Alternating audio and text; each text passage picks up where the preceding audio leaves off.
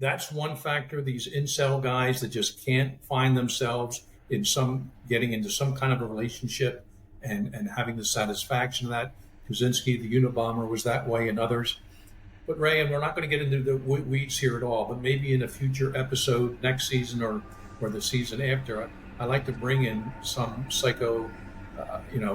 psychiatrist or certainly a pharmacologist, because I've been reading more and more studies about, what are some possible causal effects of these people, mostly men, sometimes women. We had Nashville, a trans woman.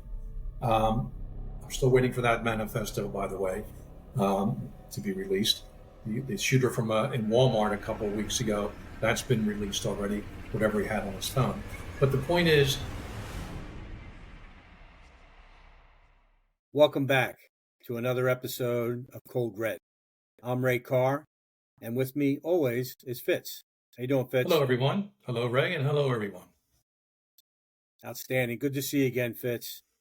Ray, you always say we have a special guest tonight. Yeah. Who's our special guest tonight? Jim, you are. And and you are. And I there am. You go. We're both special, right? That's why they call this special agents, I guess, right? That's very special agents with us, too. Very good. My mother called me special, too. I don't know if that was complimentary or something else. I'm not sure.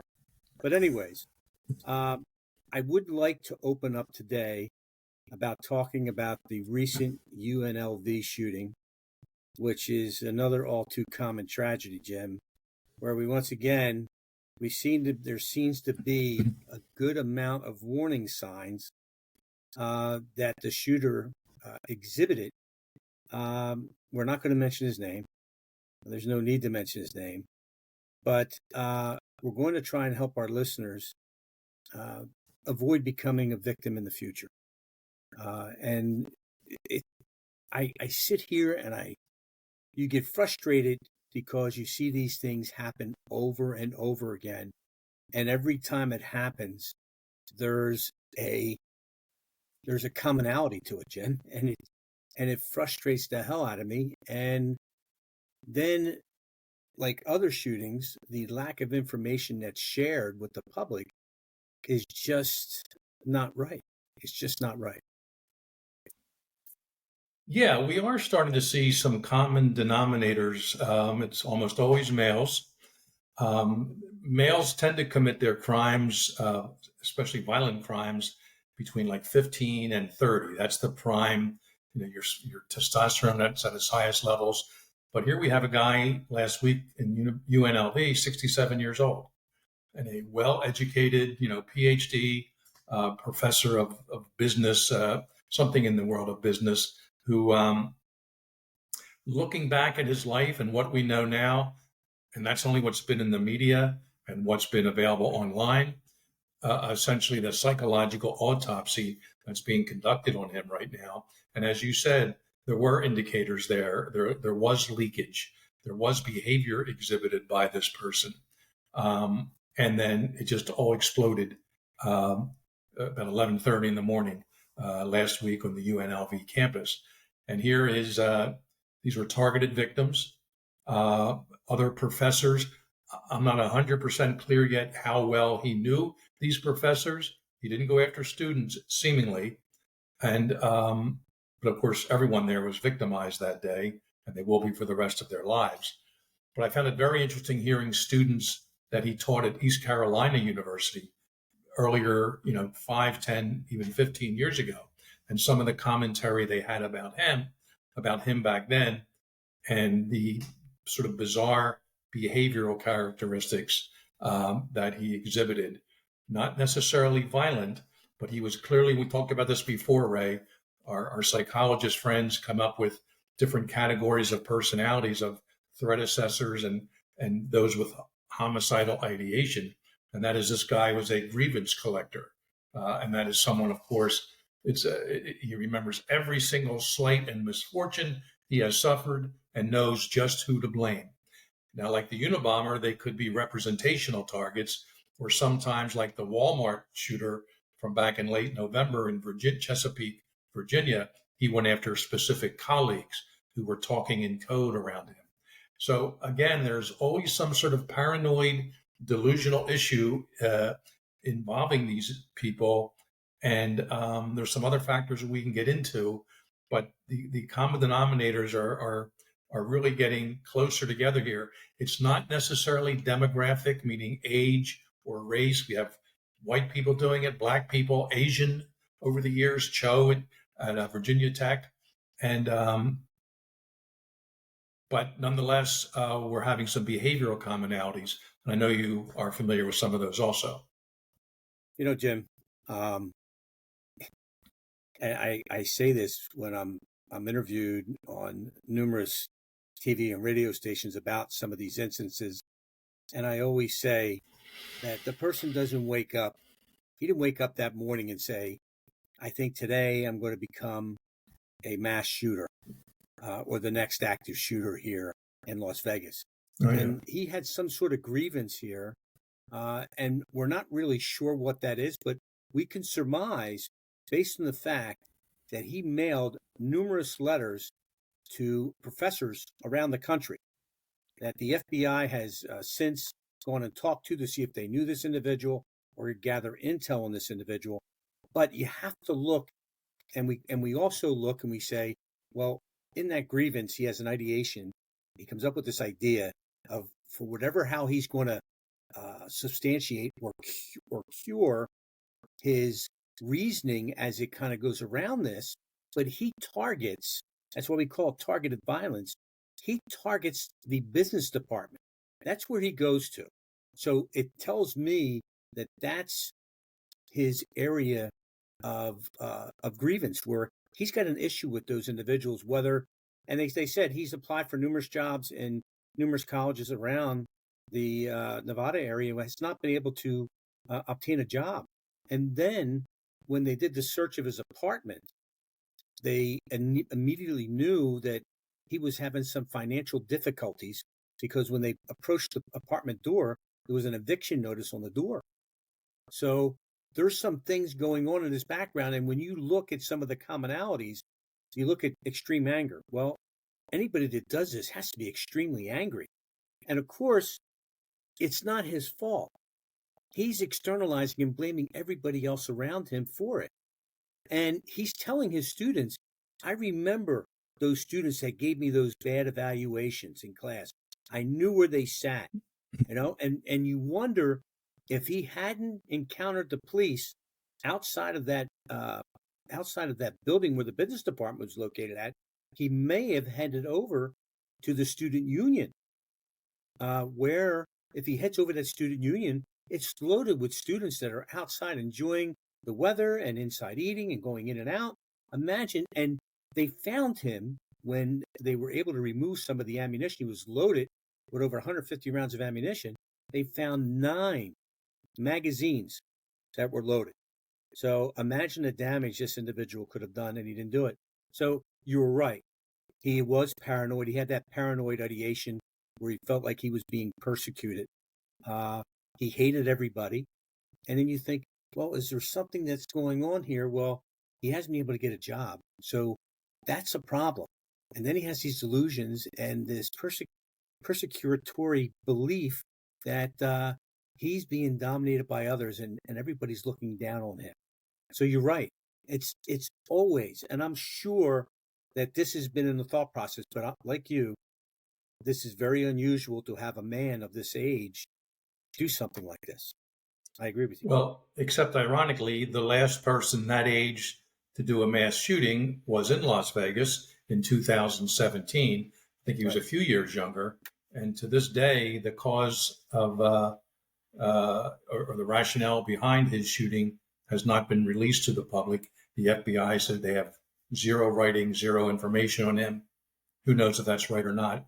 But backing up a little bit, it's interesting. I'm adjunct, and I at Penn West University, but I certainly have enough people around me in academia to walk our audience through a little bit. That, adjunct, you teach one course at a time, whatever, which is, if it works for someone, that's fine. This guy at East Carolina, he was actually you start out, I believe, as an assistant professor, and that's when you don't have tenure. Right. If you make tenure, that's your next step. then you're an associate professor. Right. And a lot of professors may make tenure, but the next step after that is full professor. And that's not always easy to make. But this guy, to his credit, was a tenured professor within the system at East Carolina University, a good school, no reason to question that. But somehow, after 16 years there, he decided it was time to exit stage right, moves to Las Vegas. It seems he was kind of fascinated with that town, all the tinsel and glitter, I guess, whatever. But then he couldn't get a job there again. And he took out whatever grievances he may have had with East Carolina University. It seems he wound up taking them out at on the professors at UNLV. I'm not sure again if he even knew these people or not, but he's had an interesting track record, tenured in one university, and he tries to get a job, even maybe adjunct somewhere, and he couldn't get hired. There clearly were some warning signs that some of these administrators saw when they were looking to hire him. He had a PhD. I'm not sure. His teaching style was apparently kind of bizarre. He'd start out every class with a story, and that in of itself is not a bad thing. Kind of bring the students into what maybe the lesson plan is of that day. But apparently there was a female student that sat in his front row, in the front row of a class, of a mostly male class. And he said out loud to her at East Carolina, he said, "Oh, you wear a low-cut top like that for the entire semester, and you're sure to get an A." And you don't say stuff like that in a class, of course. But she went and told the dean or someone at the school, and the next day, he's not teaching that class anymore. I'm not sure if that's why he left in 2017, but at some point, he was at least terminated from that particular class for making a very, very unprofessional and immoral and unethical statement, certainly from someone his age to a student. And just one other student from East Carolina University was interviewed in the last week. And Ray, this ties in to what you were saying earlier about the personality of this individual, including, of course, that grievance collector that he may have been. But this former student said, quote, he was a narcissist obsessed with being idolized for his intellectual capabilities. Okay. When I read that, I thought of someone who maybe this guy's also a Mensa, belongs to the Mensa Society, which is, I don't know, 150 degree IQ or above, something like that, or degrees. Yeah. 150 degrees. He was probably up there. Yeah. Yeah. But several degrees, which reminded me of Kaczynski, Ted Kaczynski, the Unabomber, who also had a very high IQ, several years in college, but he wanted to, as a professor at Berkeley, but of course he quit. Took a few years to get himself organized, but then he started killing people with his bombs. This guy chose to do it different, up close and personal. And I'll end this little segment here before Ray.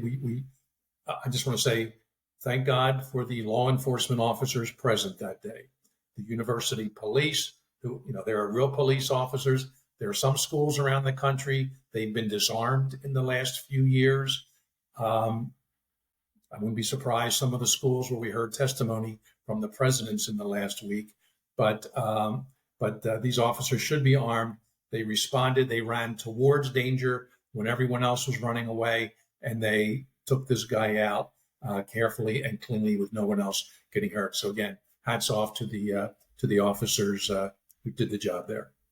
I agree. And you talk about he had an elevated IQ, and you look at some of the top serial killers that America's ever had, and Ed Kemper. And we heard, our last guest talk about Ed Kemper and his high IQ, Ted Bundy. And you can go on and on with some of these individuals, and you look at them. But you're right. But I really want to talk about, I want to end as we finish talking about this UNLV, is how do you help yourself from becoming a victim? What can you do if you're ever caught up in one of these situations? And that's the problem, is that I think training should be mandatory for every student that goes into a university, that they have to sit for a course I'm not talking about a 40-hour course. So part of their orientation when they come to the university as new is how to survive an active shooter situation. And I'm going to tell you, because if you're in one of these situations and you ask yourself, once you're in it, what do I do? It's too late. You have to know what you're going to do when it happens, not what you're going to do if it happens. You need to be aware of what you're going to do. Are you going to fight this individual? Are you going to run from this individual? Are you going to hide? What are you going to do? What is your thought process? And are you prepared? And that's the big thing, is people don't think about that. And that's what people need to start thinking about. How can I survive? In other words, one of the biggest things, one of your best defense measures is your situational awareness. Be aware of what's going on around you. And when you see somebody like this, and you said students were interviewed from East Carolina, but they were years ago. They were 10 years ago, 8 years ago. So how relevant is that to this guy today? Somewhat. But what about his neighbors? What about other people he came in contact with every day? Do we believe that those people didn't pick anything up, or they just said, man, that guy's really weird, right? But they never picked anything up. And then you look at this guy and you say, well, how long do you think he planned? Well, we know about a year ago, he bought a gun legally. He had no prior criminal history, no prior mental illness, nothing like that. But he was able to purchase a gun. Now, at 60, he's 67 when this happened. So at 66, he purchases a weapon. Why are you purchasing a weapon at 66 years of age? Are you concerned about your safety? Are you concerned about your neighborhood? Those could all be legitimate reasons. Or are you really looking to plan something? And then you write these letters, and that takes time. So all these things are going on. And these professors that got these letters, what did they do with them? What did they do? Did they report it? You know, these are all questions, but for the victims, okay, and my heart goes out not only to the people that lost their lives and the people that were wounded here, but all of the students and faculty that were affected by this. And you're right, Jim, they're going to continue to be affected for years and years to come. And I don't know how to get past that. And the school needs to set something up where I'm sure they do have something set up. But, you know, this past summer, I had the opportunity to do a review of the UVA shooting, which was done by a student. And you look at some of the things, and I'm not really supposed to say a lot about it, but it's very similar to just about every other shooting that's kind of occurred across this country, and it continues to occur. And I beg our listeners, please prepare yourself. Ask yourself what you will do if you're ever involved in an active shooter situation. Not when it happens, but what you will do before it happens. It's just like going to a fight. If you're going to go get into a fight with somebody, do you wait till you get into the fight to figure out how you're going to fight the person? Or do you think about it before you go into it? So it's so important to prepare yourself. Just like you would prepare for anything else you do, this is something, because you never know. You know, here's the thing, and we add these different variables in here. What if you're somewhere in a restaurant or you're somewhere at a movie theater and this happens and you happen to be with your elderly parent or you have your small children with you? Did you think about those things? How would you protect them and protect yourself? These are all things. And this is just the way we live today. You have to think about these things. As terrible as it is to speak about, and Jim and I hate talking about this, but we were very concerned about you, our listeners, who could be potential victims if something like this were to happen to you. And there are ways that you can protect. You can't totally eliminate it, but you can create an advantage for you. And I think that's important. We're going to come back to this, Ray, because I know we're going to promote season 3 a little bit coming up, because this is our last episode of season 2. But before we leave the concept of of this mass shooting in UNLV and other ones we've referenced here. And I've said this before, but because it's applicable to all of these shootings, there seems to be an involuntary celibacy aspect to this latest one here. This guy seemed to have been frustrated with women and even making inappropriate comments to his female students. And I don't think he was married. He wrote something about I think it was I may be getting confused with some other shooter who didn't have a wife.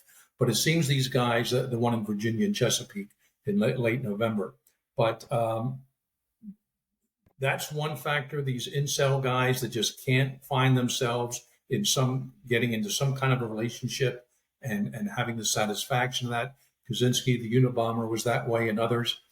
But Ray, and we're not going to get into the weeds here at all, but maybe in a future episode next season or the season after, I like to bring in some psychiatrist or certainly a pharmacologist, because I've been reading more and more studies about, what are some possible causal effects of these people, mostly men, sometimes women. We had Nashville, a trans woman. I'm still waiting for that manifesto, by the way, to be released. The shooter from in Walmart a couple of weeks ago, that's been released already, whatever he had on his phone. But the point is, in these autopsies, I want to get more information about their toxicological makeup. And there are enough studies being done that the constant use of marijuana, especially if started in the teens, can kind of screw up the brain. I'm not talking about the adult male once or twice a week, lights up a joint, whatever. But people that smoke it every day, in and out, not only do they have suicidal tendencies, but sometimes violent. And also the use of SSRIs, selective serotonin reuptake inhibitors, basically the antidepressants. There's been studies about those too, that people have been on those. And even if you've been off them for 12 weeks, is at least one study came out.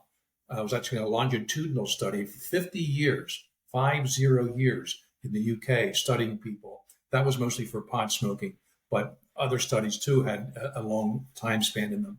And I'm not floating out here officially that incessant pot smoking, or being on antidepressants are causing these types of violent actions. But I really think the government or some university, some task force, think tank, whatever, should really start analyzing these shooters and try to find out some of these physiological, if not toxicological, common denominators. And I know with big pharma and now the big pot business, there's going to be some kickback or blowback, maybe both, trying to suppress this information. But those of us and everyday citizens getting mowed down in these shootings, it's one thing to complain about the guns, but are we over drugging people even with legal prescribed drugs, and that's causing this sort of bizarre behavior? Not on everyone, of course, and the numbers are very small. But what kind of factors do we have here?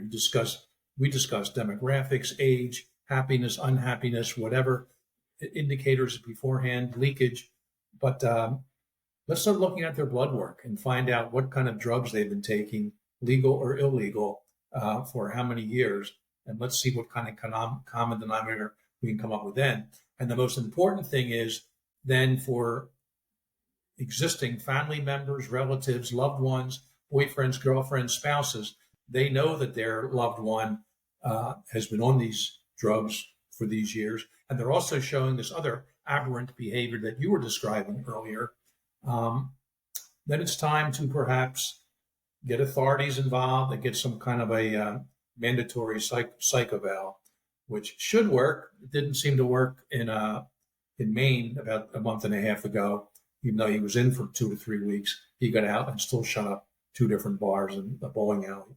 So ending this part, Ray, there's a lot more, I think, law enforcement tied in with the medical community, tied in with the CDC can do to really do a deep dig on these mass and spree killers of the last decade or two. And I'll bet you some of the factors we brought up are going to be there, be pretty obvious. And that's a much better way of possibly identifying the next person who's going to do this. And Ray, he may be listening or watching us right now. And I'm sure he's following what this guy did in Vegas to try to make himself even better the next time.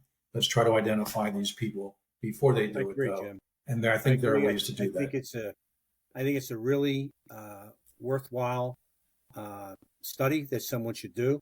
But I will say this, in that some of the research I've done, and this goes up through from 2000, probably up through 2016 when I was doing my dissertation, which was on this, that probably 96+% of individuals involved in these situations at the time of the event were not under the influence of either drugs and or alcohol. I get But that. that doesn't mean that there's not a history of abuse there. That's and their what brain the study cells are says. twisted. Exactly. So that's what I can tell you, that part. But the other part that you talk about, I don't know if there's anything out there about that. And I think that's a really worthwhile reason to take a look at this to see if that's one of the cause and effects of this thing. I think it is. I think it's a good thing. And we'll come back to this topic in season 3. We're going to season 3. Jim and I have been talking, and we really want to gear towards. Now, I'm not saying our whole season 3 is going to entail victims, and we don't like to call them victims, but we call them survivors. But a lot of people out there don't really know what a victim is or know what a survivor is. Is there a difference? But we plan on hopefully bringing some people in who have been victims of abuse or abuse victims of things like domestic violence, stalking, elder abuse, cyber stalking, child abuse, and even rape. But not only that, is we're also going to try and bring some of these offenders in that committed some of these atrocities against their abuse victims. But a lot of these people, believe it or not, are actually, and when you talk about victimology, and Jana Monroe, we talked to our last guest, she talked about victimology. But do you really know what the types of crime victims that are out there? And people really don't know that. And there's actually 3 types. There's your primary victim. There's your secondary victim that experiences the crime secondhand, such as intimate partners or significant others of rape victims, or even children of battered women. Then there's their tertiary crime victims. They experience harm, and most of us do this through media accounts or watching TV. We experience that victimization there too. So when we look at, from our perspective, and Jim and I, when we look at this, anytime there's a crime that we've been asked to take a look at, in every violent crime that occurs, and let's be perfectly let it be perfectly understood here that the areas of abuse that I talked about are all violent crimes. Okay? And we always ask was there a relationship between the victim and the offender? And what was it? We always ask, what was the victim's risk level? And we talk about, did the victim participate in their victimization? And a lot of people go, no way, how could that possibly be? A victim would never participate in their victimization. Who wants to be victimized? Well, when's the last time you pulled into to get a cup of coffee in the morning when it's 10 degrees outside and there's cars running outside with nobody in them? When's the last time you left your car unlocked out in front of your home because you think you live in a safe neighborhood? All these type of things, did you participate in your victimization? How about if you have a drug problem and you go buy drugs? Do you elevate your risk because you go buy drugs? So we asked ourselves questions about that. So what we're trying to understand in this victim selection process is, we're trying to understand that. Why was the victim, or why was this person chosen to be a victim of a crime at this particular point in time? We're trying to look at the interaction between the victim and the offender too. We're trying to look at that. it helps us to focus on the investigation and helps us to reconstruct the crime itself. So these are all things when we talk about victims and when we bring in some of these guests next week, and it's not going to be totally full, but we're going to try to bring in as many as we can and then mix some other things in there with it.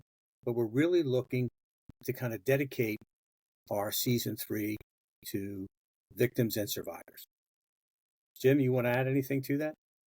No, I think we both talked offline about some bad guys we know and survivors that we know. And of course, we opened season 2 with Dee McDonald from Australia and hearing her story.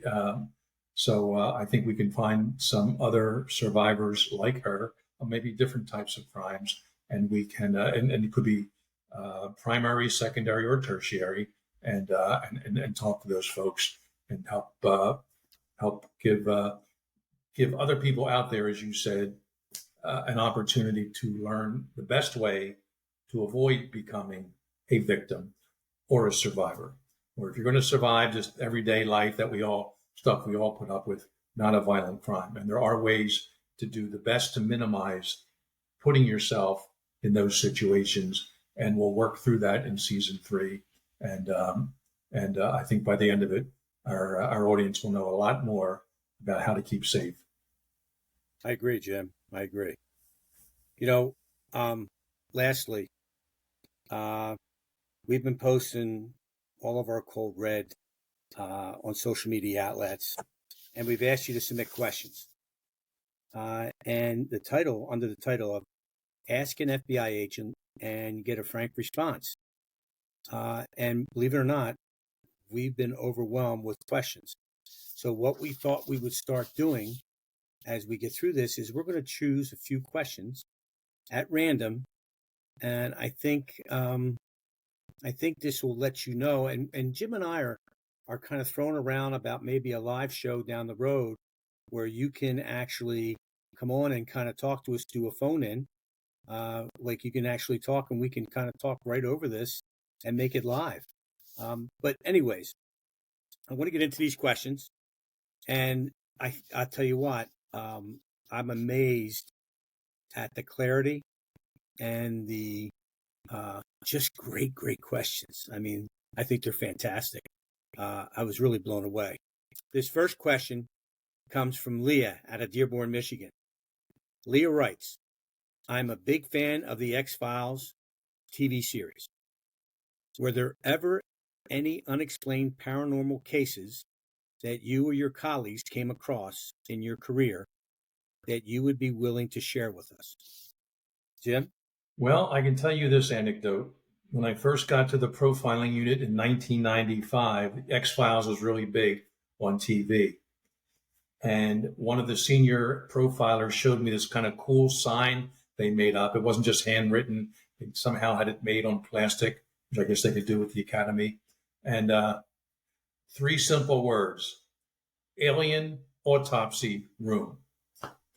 And every once in a while, when they were bringing guests in, when they were bringing even new profilers, although they didn't do this with me, but even journalists, they would walk them through the different corridors. And, this is where we analyze these kind of cases. This is so-and-so's office. And they wouldn't even say anything, but they would have previously put the sign up, alien autopsy room, and just walk right by. And I've been told a few times there'd been a reporter with like a cameraman behind her, and she'd grab him and get that picture. And of course, they'd open it up. It's a broom closet. So I don't think I've ever actually, as a regular investigator or profiler, had a case that involved the paranormal. As a police officer, I used to patrol an area in Bensalem Township called Penryn. There was an old Revolutionary War mansion there, and they said every Christmas Eve there'd be a headless guy walking around, like at 1 or 2 in the morning, actually Christmas morning. I never actually worked those shifts or that into Christmas morning, and I did go there once, cold winter night, December 25th, about 3 a.m., and I heard some strange noise in the woods, And I had a gun on my in my holster. I had a shotgun next to me in front of the passenger seat, and I heard some strange noises. And I said, you know what? I'm out of here. So I never did see the headless person, but I didn't go back looking for him either. So I have no direct connections to a paranormal investigation. Ray, how about you? I came close, but spirits and ghosts, nothing of that nature. But I can tell you this: before I got on the job, I was with a buddy of mine who I played college football with, and we were out in the Chambersburg area where he lived, and we were coming back from a bar. Now, we hadn't really had a That's whole lot to Pennsylvania, drink. by the way, right? This is Pennsylvania, Chambersburg, Pennsylvania, which is right outside of Harrisburg. We haven't had a whole lot to drink, but we're coming, and it's on a back road, and we're the only ones, and we seen this green orb come down and go. There's a lot of these mountains or hills out in Pennsylvania, and it went down behind a mountain. And I've never really told anybody this before, but we looked at each other and we said, I said, did you see that? And he says, yeah, I did.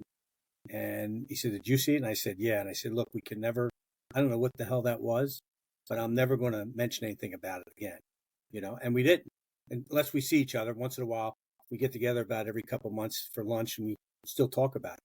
But here's something that happened to me when I was on the bank robbery squad in Philadelphia. There is a young boy named Mark Heinbach who came up missing in Cape May, New Jersey. And this was 1992, I think, 1992, 1993.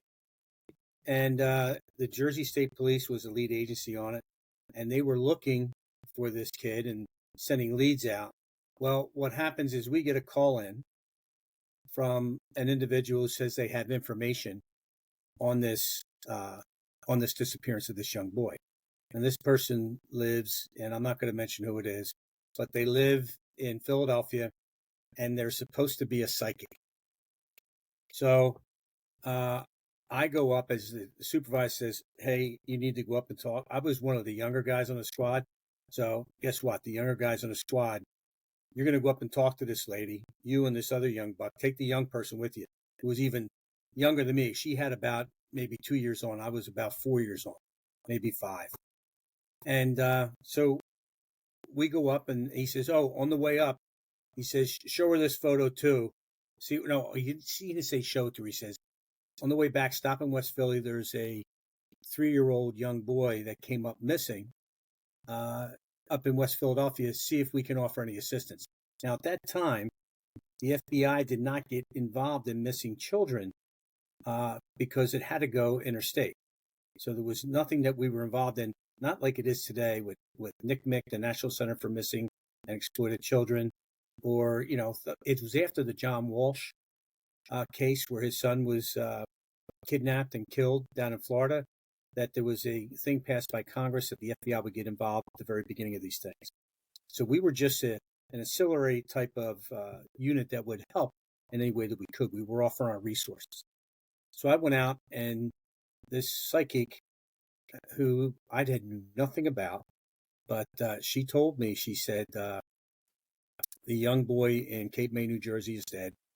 I believe it's a family member. I believe it's his uncle or someone that's close to him that did this, which is a good possibility, because anytime we look at something happens to a family member, we always look at the family first. So I says, oh, okay. I says, but she couldn't offer me anything more. So she says to me, I says, what the hell? And I said, hey, can you tell me anything about this little kid? And she says, oh, sorry. She says, he's dead. And I says, oh. So I said, okay. And I'm getting ready to leave. She goes, she says, I see a freezer and I see some discolored water and some pipes. I said, okay. I said, well, thanks a lot for your time. Thanks a lot. We'll let you know if anything comes up. So I gave her my card. So I leave and I go to West Philadelphia with this young agent, female agent, and we go down and I talk to the sergeant. They have a command post set up outside. They get a trap and trace on the phone because they think the kid was a foster child in West Philadelphia, and this was a foster mother. She had both the brother and the sister. They were trying to keep them together. And so the sergeant says, "Come on, take you a walk in and show you around what happened." And there was a couple of people sitting in the kitchen. It was a row home. And I asked him, I said, he showed me upstairs where the child was sleeping the last time she saw him. And I said, "Did you go through the house and look in all the nooks and crannies?" He says, "Yep, we've been through the whole place." And I says, "Do they have a basement? Is it walking?" He goes, "Yep, it's a basement down there. It's functional." So we go downstairs, and what do I see? I see a freezer. I guess And that I says, "Hey, did you guys look in this?" And he says, "Yeah." I said, "Do you mind if I take a look?" And he says, "No, no." So I open it up. I move some things around, and there's the torso of the young boy. And I went, "Hey, Sarge, you better take a look at this." And then they called the crime scene in, and it was pretty devastating. It was a young child, and she's the one that killed the young child. And then so she could get him, she wanted to put him in a suitcase and get rid of him, but she wasn't able to do that because she killed him the night before, and time had passed by. And there's a thing called rigor mortis that sets in where the body becomes very, very stringent, where it doesn't bend. And then after 24 hours or 18 to 24 hours, it kind of collapses again. You're able to move the body. And that's what happened. So she cut off the legs and the arms of the young boy and put them in a suitcase up in the back of the basement. And it was something I'll never forget. That's about as close as I came to the paranoid talking to that psychic. Needless to say, that psychic and I still talk to this day. So that's 30 years later, and we still talk. So she's a little bit older now. I hope she doesn't come anywhere near any refrigerators or freezers of yours. No, she does not. She does not. Okay. I mean, I talk to her from time to time, but she called me that next day and said, I told you. And I thought, maybe I should send this information down to the Jersey State Police about the uncle, which I did anyways. But anyways, so that, Leah, is from Dearborn, Michigan. That is my story and Jim's story about paranormal. So let's go to another question. This one comes from Quentin out of Kansas City, Missouri. Quentin asked a separate question for both Fitz and I.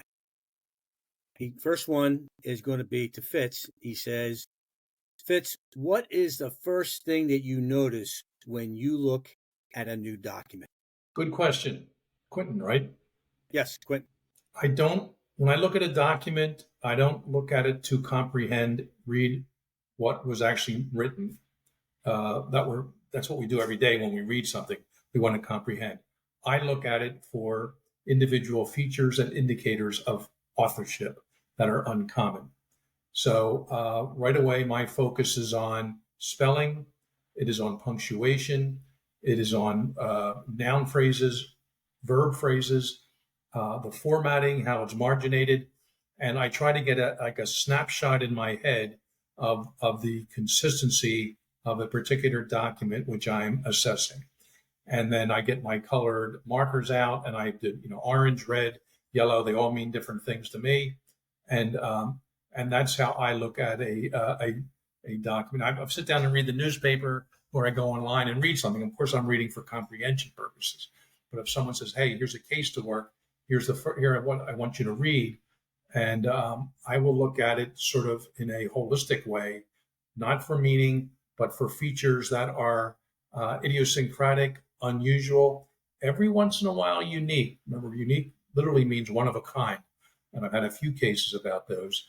So, so it's a holistic approach. Of course, it may be multiple documents. It may be the Q question communications I'm looking at, as well as the K. And I'm doing the same thing. So I'm almost taking a mental snapshot, and I can pick apart in my brain. Even later on, I'm lucky my brain sort of works that way, and look for all the individual pieces in there. But ultimately, I will go back maybe the third or fourth time, read that same document for comprehension purposes to see what the person is actually trying to say. But I'm not on the scene of a kidnapping where give us $100,000 by 10 tomorrow, and or we'll kill the child. So obviously, you're looking at that for comprehension to meet the basic needs from an investigative perspective. But if I'm doing an analysis, kind of once or twice removed from the scene, how I explained it is what exactly I would do. So good question. And I don't do that on an everyday basis. I only do it when someone's asked me to look at a one or more documents for some sort of an analysis, profile, or threat assessment. Ray, I'm curious to hear the question you were asked. Well, it says Ray. Quentin asked me, Quentin from Kansas City, Missouri, he says, Ray, how do you go about choosing which cold case or innocent project to work on among the many that you do? Great question, Quentin. So you should be aware, you're from Michigan, Dearborn. I'm working with a professor out of Western Michigan, just developed a cold case investigation course that I'm offering at the university that begins in January. I'm going to supplement that in September with an internship for students. We'll start it out small that are going to actually look at cold cases and work with actually cold case detectives to help and solve that. Now, they're not going to do interviews. They're not going to do those things. But what they're going to do is they're going to organize the evidence. They're going to digitize it and then help analyze, looking at different things and conducting work that the detectives might need them to do, like family trees, old addresses, who lived at different places and things of that nature. What do we look at? There's a solvability index or matrix that we look at, and we give points to different things. And what we do is we look at evidence. Is there evidence? Well, it depends how old it is. Is there evidence? Is there things that we could use, fingerprints? Is there trace evidence that we could pull DNA from? Because remember, some of these cold cases, some of the things that are available today were not available when those crimes were committed back then. So the biggest thing is evidence. What evidence do we have? What about the victim? Have we identified the victim? Do we know that there is a victim? Do we have a body? And if we do, have we done the victimology as it relates to it? Then we look about and we say, is there any informants? The greatest thing about any crime is that there's always somebody else that knows what happened. Always, almost always. And I see, Jim, maybe you look at some serial offenders that they kind of keep to themselves, but eventually they find out, because when you do something that's so much they want to put out there. So then you have to look at the quality of that stuff. So then we look at witnesses. Are they still alive, these witnesses? Or are they dead? We look at the suspect. Are they still alive? Has the suspect been developed? What have they done with that suspect? And then we want to look at some case documents. Do they have all the reports necessary? Or is there information that we need to put out there? Physical evidence documents. What about photographs? What are crime scene photographs, ME reports? We're looking at technical. Now you say, we look at social media records. And we say, well, this thing happened in 1980, this case. So there are no social media records. Has there been anything said since then? You look at that, grand jury testimony. You look at all that, and then you kind of add all these points up and you say, what's the probability of this being solved? If you get a score under 40, the probability of that being solved is not going to be that great. The higher the scores, it comes close to 100, the better the chance of the case being solved. So that's what we kind of look at when we do these things, because you want, just like these cases, they go cold after a couple weeks. It's the same thing when you look at these cases. You want to make sure that you're going to give or assign your resources to the cases that have the best chance of being solved. Not for us, but for the families. We don't want to give anybody false hope, but we will take a look at every single case and put it through this solvability matrix. And police departments do that as well. So that's why it's important when you have a case that's 30, 40, 20 years old. I mean, there's a lot of things that change over time. Sometimes when you can't solve something, you sit back and say, let me wait till technology catches up so that can help us with that. Now, I hope that answers your question, Quentin, but Quentin has a second question for us. And he says, Quentin asks, Ray and Fitz, do you do private consulting? And if so, how can we find you? And the answer to that is yes, we do. Jim and I do it together, and we do it separately. We're so much better together. And how you can find us is I'll give you an email that you can reach out to me. And if you're ready, It's RJC420 at Comcast.net. Now, that's my personal one, but you can also, I have a RaymondCar.com, my website. You can get in touch with me from there as well. Jim? Yeah, I think it's just simple. My website is jamesrfitzgerald.com. Contact information is there. And yes, I do work cases involving behavioral assessments, forensic linguistics, threat assessment. So drop me a line and we'll see what we can do. Thanks for the question, Quentin. And the last question we're going to touch on today comes from Elizabeth in San Diego, California. Elizabeth writes, this is for both of us, all right? She says, Ray and Fitz, want to know what your opinion is. What are the two most common denominators among serial killers? Jim, I'll let you take the first stat. Well, I'm going to start with three common denominators that back in the 1980s, some of the founding members of the FBI's profiling unit, John Douglas, Bob Ressler, and others, did exhaustive studies of serial killers. And the three most common factors of those individuals, confirmed serial killers, convicted in prison, and of course, who were willing to do these interviews, or at least we had good information about them from others. Those three factors from their childhood, which were significantly alike, that they could perhaps be a correlation to some degree in terms of future violent behavior, were these three things: animal cruelty, arson setting, and urinaceus, which is actually bedwetting.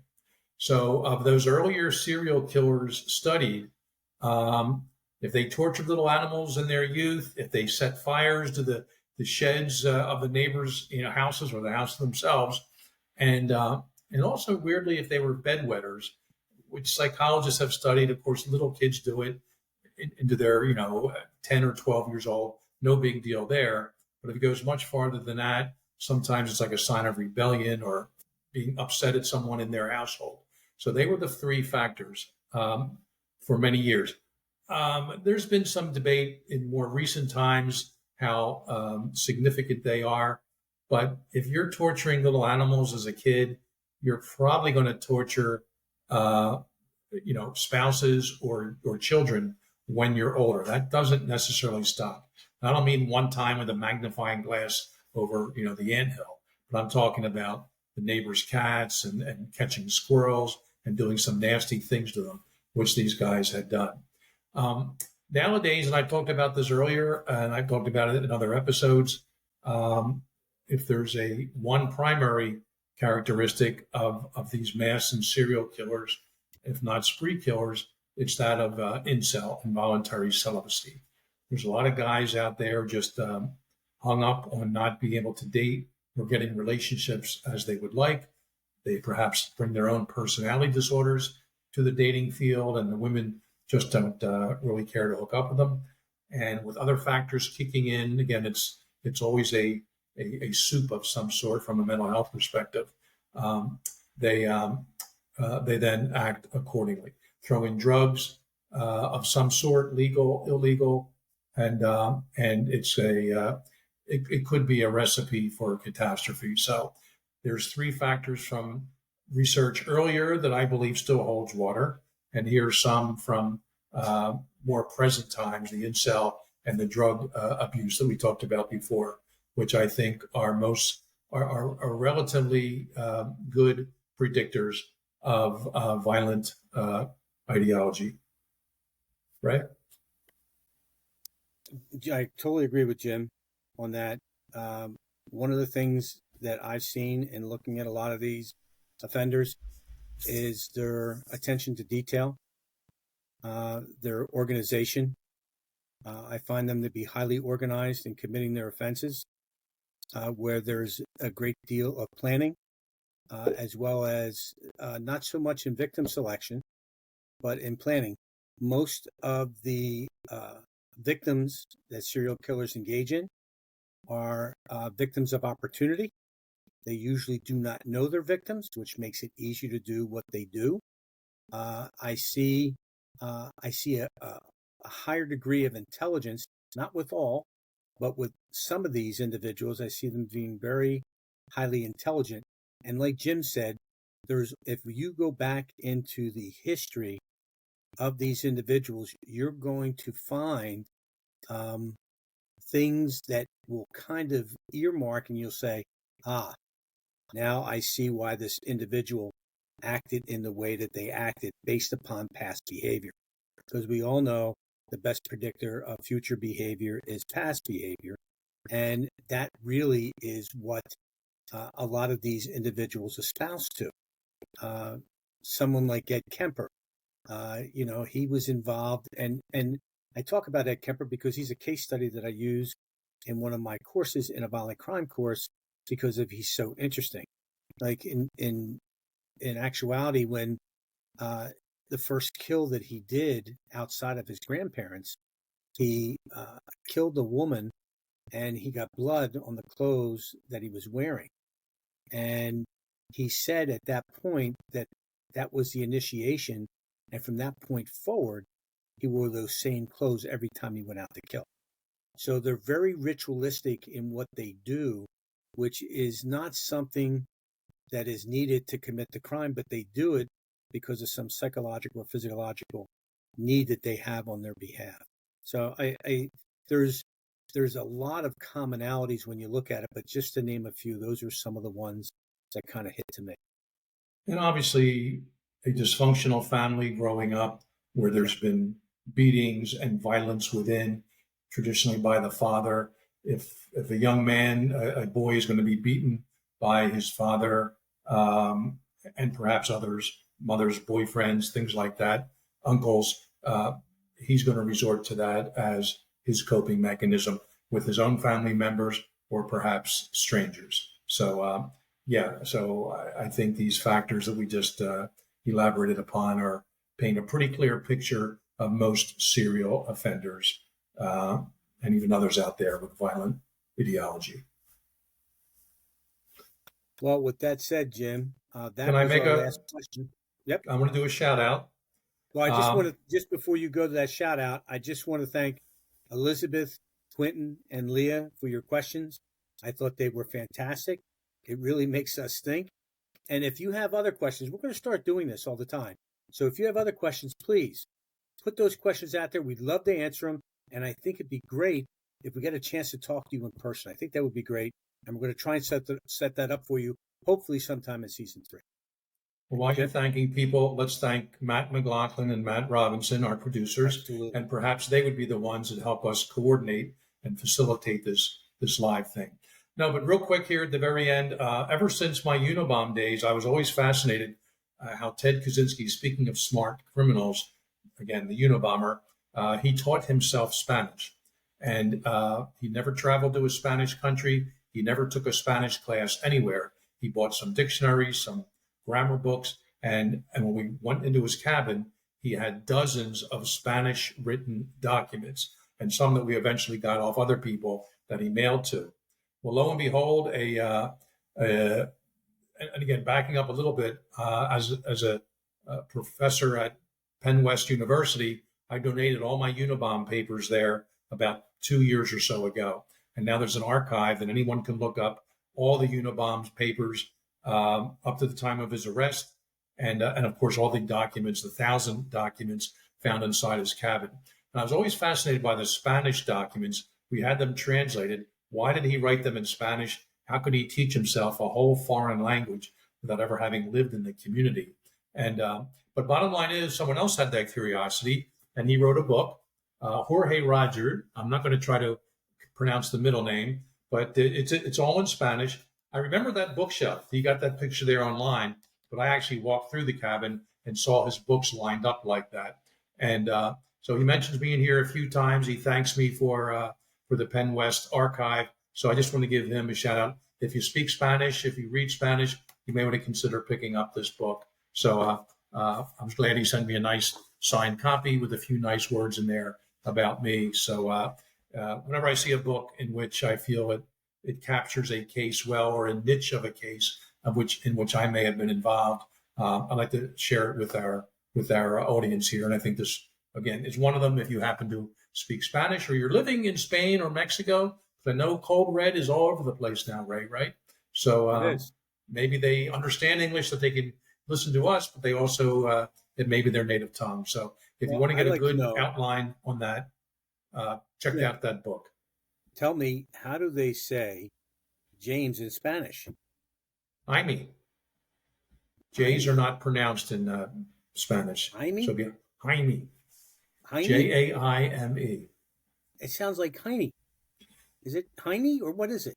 You know, Ray, you are obviously monolingual. Monolingual, yeah, okay. Is that one of the linguistic things here, Jimbo? Yeah, something like that. But Muy Bien Libro, very good book. Right. Check it out. Unabomber La España Eterna. So check it out. Wait for the first question that comes in. It says, I have a question for Jim and Heine. It's Jaime. Oh, Jaime, but the J is silent. Okay. I wasn't hearing it right. Sorry, Jim. Dr. Ray can barely understand the most basic aspects of a my bad, Jim. of a romance language. Jim, take us home, will you, please? I will. Thanks, everyone, for hanging out through season 2 and certainly tonight's episode. Be sure to follow us on all the social media sites. Subscribe to us also on YouTube, anywhere you can. And, of course, check us out at coldredpodcast.com.